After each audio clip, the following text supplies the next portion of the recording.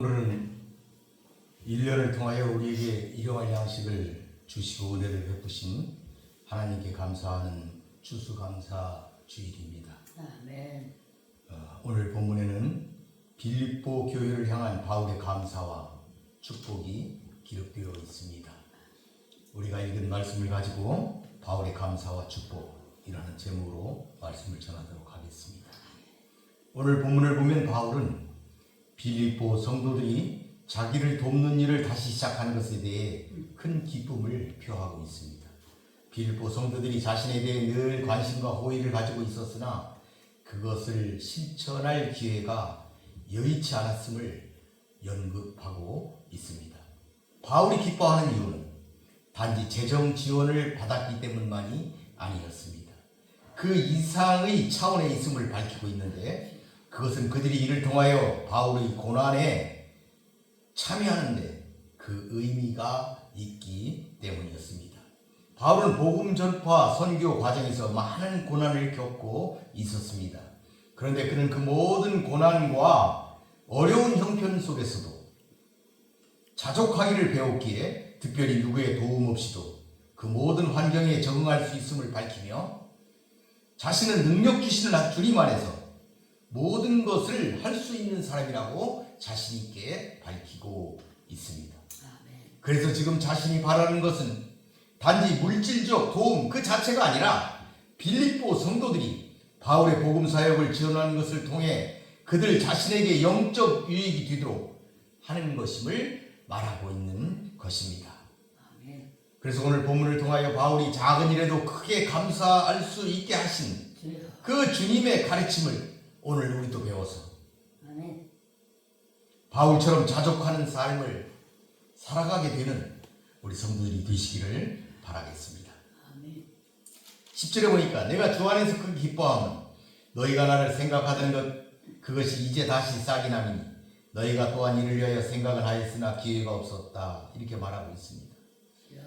바울은 먼저 빌립보 성도들의 호의에 대해서 기쁨을 표현하고 있습니다.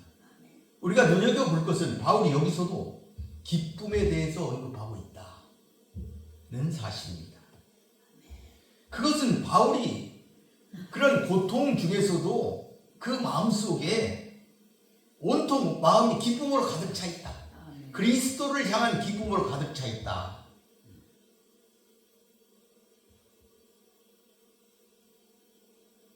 그 자신의 그 큰 기쁨이 주님 안에서 이루어졌다. 이렇게 그는 표현하고 있는 것입니다.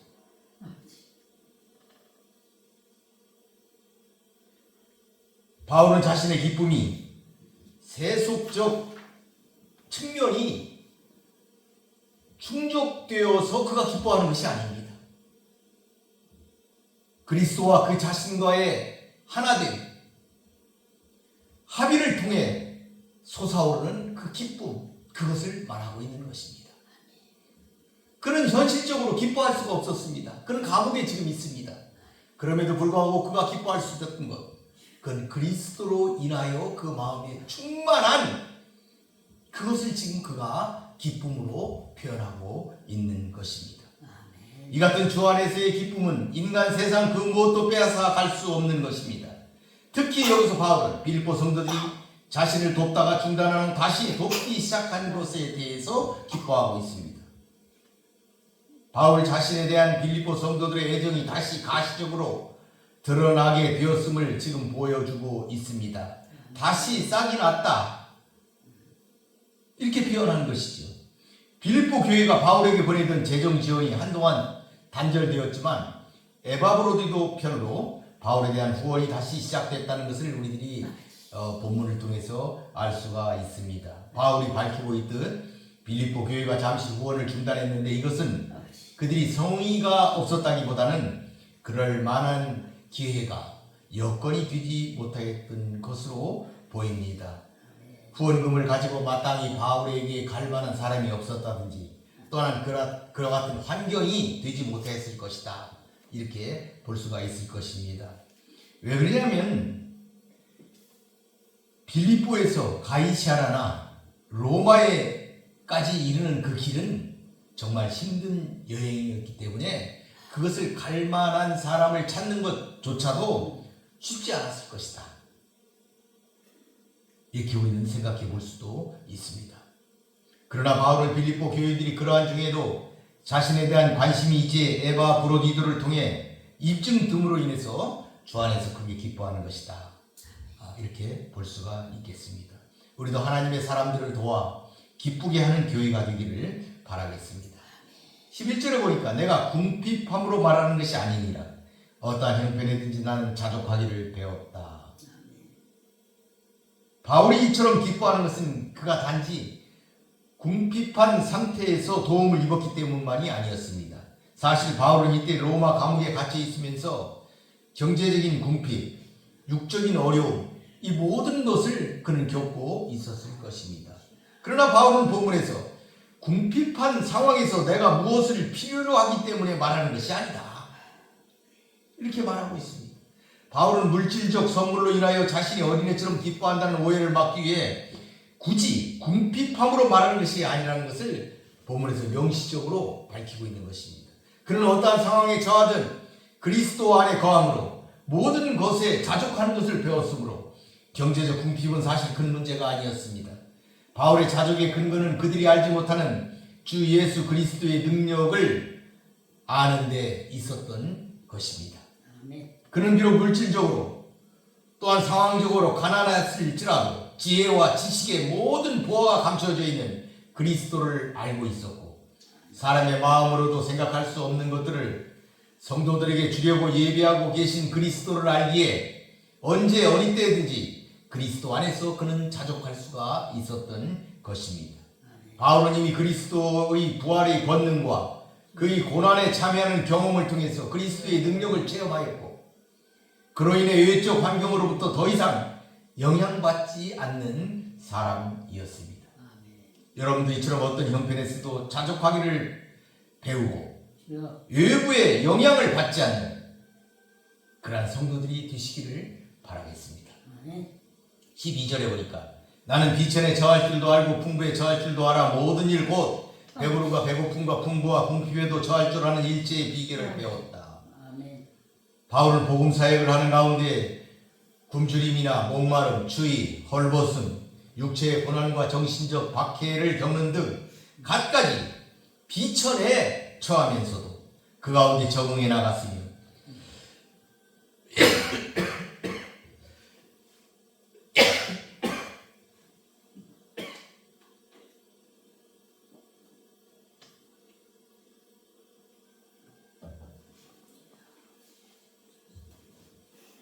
그 자신이 자족할 수 있었다는 것을 지금 말하고 있습니다. 특히 이 자족할 수 있었다, 이게 수동태로 쓰여 있어서 그러한 비참함이 자기 의지와는 상관없이 외부적 환경에 의해서 이루어졌던 것임을 알 수가 있습니다. 그러니까 외부적 환경이 얼마나 열악했든지 그 같은 열악한 외부적 환경이 그를 그렇게 만들었다.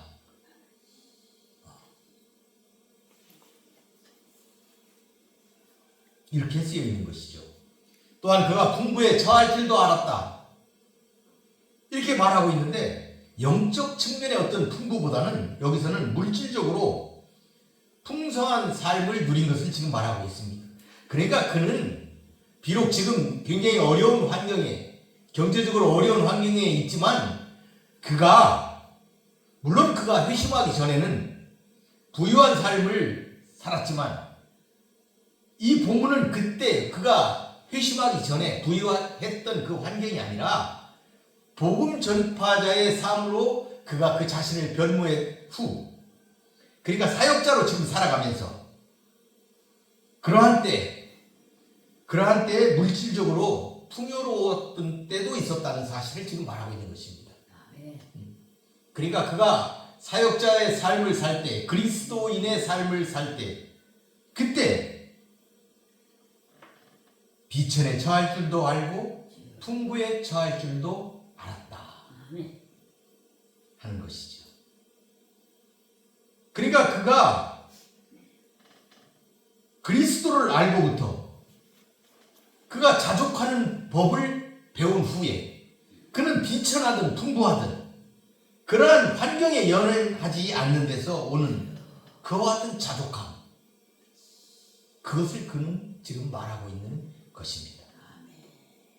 세상 사람들이 삶의 풍요로움의 목표를 두고 나아가는 것과 달리 바울에게는 이러한 외적인 환경이 크게 중요하지 않았습니다. 바울은 오로지 그리스도를 알아가는 지식과 그리스도 고난의 십자가를 짊어지려고 하는 순교자의 정신으로 살아온 사람이었기 때문에 그가 처한 환경은 그를 기쁘거나 혹은 슬프게 만드는 요인이 되지 못하였던 것입니다. 그때 그는 온갖 것과 모든 일들에서 살아가는 비결을 배웠다. 이렇게 말하고 있습니다. 그 비법을 가르쳐서 전수해 주신 분은 바로 예수 그리스도이십니다. 그래서 바울은 11절 이 말하는 자족하기를 배우게 된 것입니다. 바울이 이처럼 모든 환경에서 자족할 수 있었던 것은 그리스도로부터 온 모든 비결을 터득했기 때문에 가능한 일이었습니다.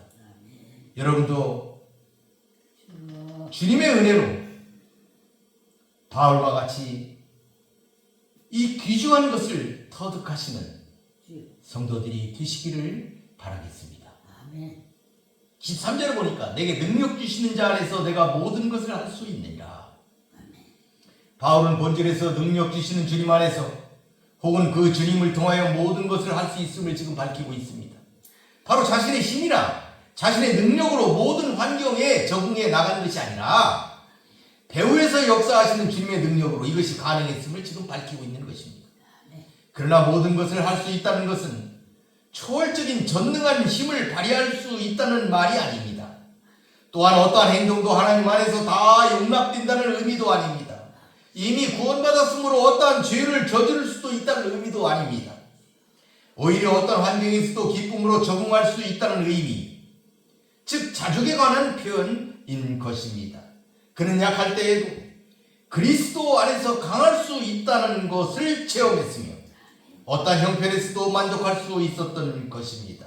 그래서 그는 심지어 사방으로 우겨쌈을 당할 때에도 쌓이지 않았다고 고백할 수 있었던 것입니다. 바울이 이처럼 모든 형편 가운데서 자족할 수 있었던 비결은 바로 그리스도 예수 안에서 주어졌던 그 능력 때문이었습니다. 바울에게 있어 그리스도는 실제로 필요한 모든 것을 채워주시는 지혜와 용기와 힘의 원천이셨던 것입니다. 이와 같이 본 문맥을 통하여 바울은 어떤 환경에서도 자신에게 주어진 일을 감당할 수 있는 것은 바로 자신에게 능력을 주시는 자와 자신이 함께 연합하고 있었기 때문임을 밝힘으로써 성도들로 하여금 전적으로 절대적인 힘의 근원이신 예수 그리스도를 의지할 것을 지금 강조하고 있는 것입니다. 여러분도 이런 예수를 소망하시고 의지하시어 능력 있는 성도가 되시기를 바라겠습니다. 14절에 보니까 그러나 너희가 내 괴로움에 함께하였으니 잘하였도다. 바울의 이 말 속에는 내가 빌립보 교인들이 보내준 헌금이 없어도 견딜 수 있었으나 그러나 보내주어서 고맙다, 이런 의미가 담겨있다, 이렇게 볼 수도 있습니다. 그래서 그런데 이 접속사 그러나 이 말은 11절 13절의 내용으로부터 본질이 어떤 전환을 이루고 있는 것을 말하고 있습니다. 즉 자신의 신앙 철학에서 눈을 돌려서 이제 빌립보 교인들의 현실적인 문제로 이제 돌아오는 것입니다. 지금 감사의 말을 지금 이제 하기 시작하는 것이죠. 바울은 그들이 헌금을 보내준 것은 자신의 괴로움에 동참한 것이라 말하고 있습니다. 그래서 여기 잘하였다, 바울이 이렇게 칭찬하는 것이죠. 빌립보 교인들은 바울의 어려움 가운데 물질적 구원을 통해 괴로움을 함께 나눈 자들이었습니다. 이 괴로움은 바울이 복음 사역을 감당하면서 겪은 모든 종류의 육체적, 신적 고통을 말합니다. 비록 바울과 멀리 떨어져 있었지만 그에게 물질적 도움을 주고 에바브로디오를 파송하여 감옥에 함께 있게 했던 이런 행위, 이것은 바울의 짐을 덜어주는 일이었고 바울이 당하는 괴로움에 동참하는 일이었습니다. 그래서 바울은 이는 빌립보 교인들을 향하여 잘하였도다 칭찬하고 있는 것입니다. 그가 그렇게 칭찬하는 것은 빌립보 성도들이 그러한 행위를 통하여 그리스도와 연합되어 있음이 증명되기 때문입니다. 즉 그리스도의 한 공동체로서 행하는 일이기 때문에 이는 칭찬받을 만한 일이었던 것이지요. 여러분도 그리스도와 연합하고 그 안에서 행함으로 칭찬받는 성도들이 되시기를 바라겠습니다. 15절 16절에 보니까 빌립보 사람들아 너희도 알거니와 복음의 시초에 내가 마게도냐를 떠날 때에 주고받는 내 일에 참여한 교회가 너희 외에 아무도 없었다. 이 본절부터 20절까지는 바울이 빌립보 성도들의 과거와 현재 그 재정지원 사례를 열거하면서 그들을 축복하고 찬양으로 감사하는 말을 하는 내용입니다. 바울이 빌립보 도시에서 처음 복음을 전하며 교회를 설립하던 그때 빌립보 교인들은 신앙이 어렸지만 성숙한 교회나 할 수 있는 구제나 사역자에 대한 재정 지원을 자청하여 했습니다. 그래서 바울은 빌립보에서 데살로니가로 다시 베레아에서도 급히 떠나 아가야 지역 아테네로 지역을 옮겨갔습니다. 그때마다 다른 교회들은 아무도 돕지 않았지만 빌립보 교회는 16절에 보니까 데살로니가에 있을 때에도 너희가 한 번뿐 아니라 두 번이나 나의 쓸 것을 보내었도다.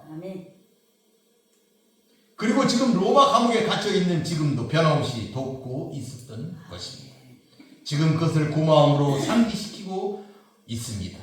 여러분도 이렇게 사역자의 심중에 남아있는 사역자의 기억 속에 남아있는 그와 같은 성도들이 되시기를 바라겠습니다. 17절에 보니까 내가 선물을 구함이 아니오 오직 너희에게 유익하도록 풍성한 열매를 구함이라. 바울은 자신이 빌립보 교인들에게 물질적 도움 자체를 은근히 기대하고 요구하는 것이 아님을 단호하게 밝히고 있는 것이죠. 바울이 이렇게 거듭해서 선물에 대하여 말하고 있는 것으로 보아 이러한 재정 문제와 관련하여 당시 바울을 비난하는 자들이 있었던 것으로 추정할 수가 있습니다. 바울은 이것을 염두에 두고 본문에 자신의 입장을 분명히 표명하는 것으로 볼 수가 있습니다.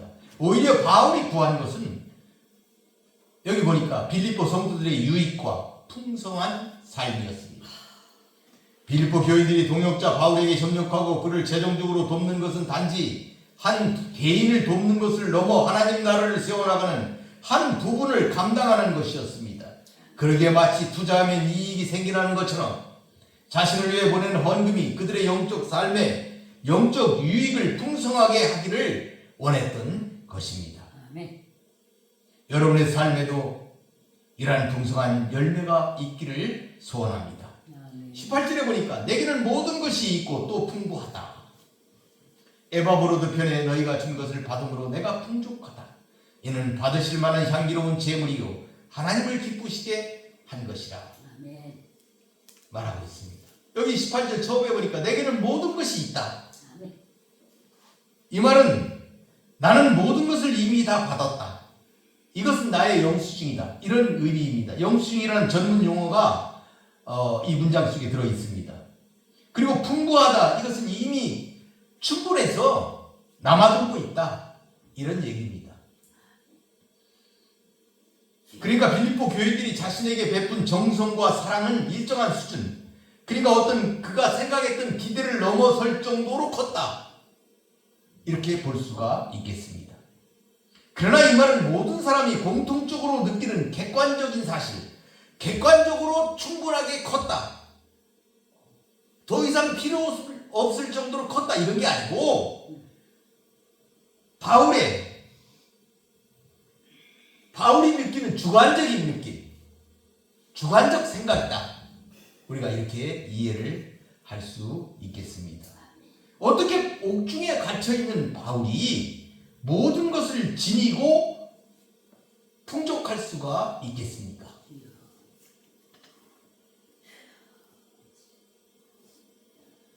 바울이 풍족하다고 느끼는 것은 눈에 보이는 이 선물보다 눈에 보이지 않는 사랑을 의미한다. 이렇게 보는 것이 더 타당할 것입니다. 왜냐하면 앞절에서 바울은 모든 상황에서 일체의 비결을 배워 자족할 줄 알기 때문에 풍족하다고 말하고 있기 때문입니다. 바울은 이렇게 빌립보 성도들이 자신에게 보낸 이 모든 선물을 바로 하나님께 드려진 제물로 받으실 만한 향기로운 제물이다 이렇게 표현하고 있습니다. 바울은 이러한 표현들을 삼아여 선물을 준 빌립보 성도들에게 올바른 정성과 믿음과 사랑, 감사의 태도로 바친 것에 대해서 지금 경의를 표하고 있는 것입니다. 그것이 바로 하나님께 드리는 제물, 이러한 표현입니다. 이러한 표현은 빌립보 교회의 선물이 바로 하나님이 받으실 만한, 하나님을 기쁘게 하는 제물과 같다 하는 뜻을 지금 나타내고 있는 것입니다. 19절에 보니까 나의 하나님이 그리스도 예수 안에서 영광 가운데 그 풍성한 대로 너희 모든 쓸 것을 채우시리라. 빌립보 교인들이 바울이 곤궁에 처해 있을 때 그를 도운 것처럼 바울은 하나님께서 그들에게 필요한 모든 것들을 채워주시기를 바라고 있는 것입니다. 그들의 희생적 헌신에 대하여 감격하며 하나님이 복려여 주시기를 지금 간구하고 있는 것이죠. 그리고 그렇게 하나님께서 우리의 쓸 것을 채워주시고 우리의 염려를 아시는 분이라는 것을 믿는다면 우리도 마땅히 하나님께 영광을 돌려야 할 것입니다. 그것이 추수감사절에 지니할 우리의 자세라고 할 수가 있겠습니다. 우리 다 같이 하나님께 영광을 돌립시다. 20절에 보니까 하나님 곧 우리 아버지께 세세에 무궁하도록 영광을 돌릴지어다. 아멘. 아멘. 오늘 우리는 추수감사절을 맞아 바울이 빌립보 교회 성도들에게 전한 감사와 축복에 대해서 살펴보았습니다. 그가 빌립보 교회가 전해주는 선교 헌금에 대하여 이토록 깊이 감사할 수 있었던 것은 이미 그 자신 그 마음 속에서 이 모든 고난과 어려운 환경을 넘어서는 깊은 신앙의 경지가 자리하고 있었기 때문입니다. 이것은 그리스도에 대한 완전한 신뢰와 능력의 바탕을 둔 믿음에 기초하고 있습니다. 그리스도가 그 힘의 원천이 되시기 때문입니다. 그는 그리스도 안에서 무엇이든지 참아내고 이겨낼 수 있는 능력을 소유하게 된 것입니다. 여러분도 이런 능력의 믿음을 소유하시기를 바라겠습니다. 그래서 바울은 어떠한 형편이든지 나는 자족하기를 배웠다 이렇게 말하며 나는 비천에 처할 줄도 알고 풍부에 처할 줄도 알아. 모든 일 곧 배고픔과 배부름과 배고픔과 풍부와 궁핍에도 처할 줄 아는 일체의 비결을 배웠다. 이렇게 말할 수 있게 된 것입니다. 그러므로 바울은 어려웠을지라도 빌립보 교회가 보내는 선교 헌금에 연연해 하지는 않았습니다. 그의 고통은 그가 지금 받는 어려운 환경에 있다는 그의 고통은 그의 상급이 되어 하나님께서 그에게 갚아 주실 것입니다. 그래서 이제 바울은 어떤 환경에서도 기뻐하며 자족하는 신앙인이 된 것입니다. 하나님께 늘 감사할 수 있는 신앙인이 된 것입니다.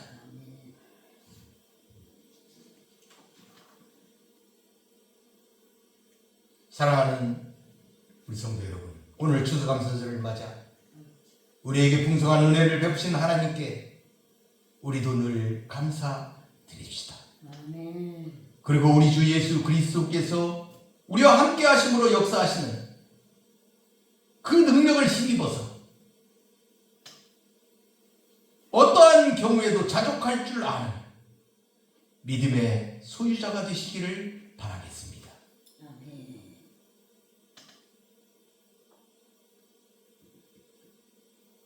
언제나 승리하시는 여러분이 되시기를 바라겠습니다. 말씀을 마치도록 하겠습니다. 고맙고 감사하신 아버지 하나님 감사합니다. 오늘 추수감사절을 맞이하여 사도 바울이 빌립보 교회와 나눈 편지의 한 부분을 읽고 살펴보았습니다. 사도 바울은 참으로 위대한 하나님의 종이었습니다. 그들은 하나님의 은혜를 힘입어서 자족할 줄 아는 신앙의 소유자가 되었습니다.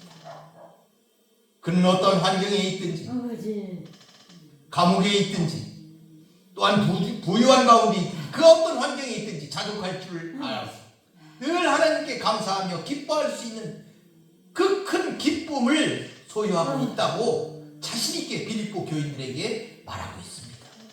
그래야 그들에게 기뻐하라, 감사하라, 이렇게 그들을 가르치고 있습니다. 자신을 배우라고 감히 그들에게 외치고 있습니다. 우리도 바울을 통하여 하나님께 감사하며 기뻐하며 살아가는, 그리하여 자족할 줄 아는 신앙을 갖는 믿음의 사람들이 될 수 있도록 우리들을 인도하여 주시옵소서. 우리를 축복하여 주시옵소서. 예수님의 이름으로 기도하나이다. 아멘.